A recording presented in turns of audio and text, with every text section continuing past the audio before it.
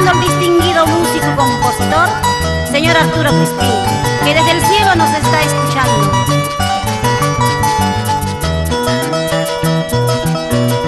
Dicen que el amor quita el sueño, dicen que las penas también. Esta pena me está matando, por tu amor me voy consumiendo. Ay, canteño de mis amores,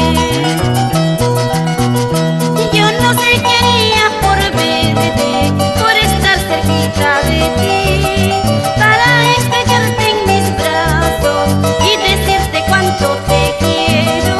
Ay, canteño de mis amores.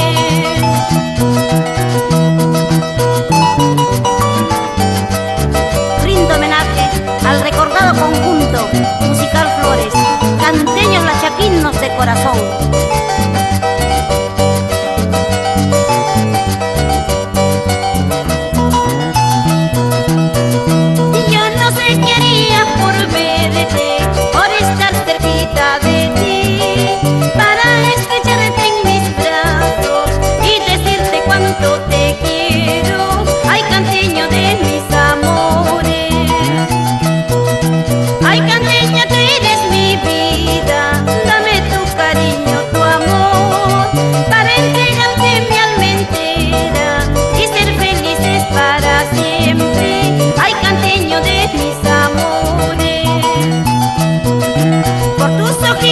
Por tu boquita, ay, canteñito, no sé qué hacer cuando me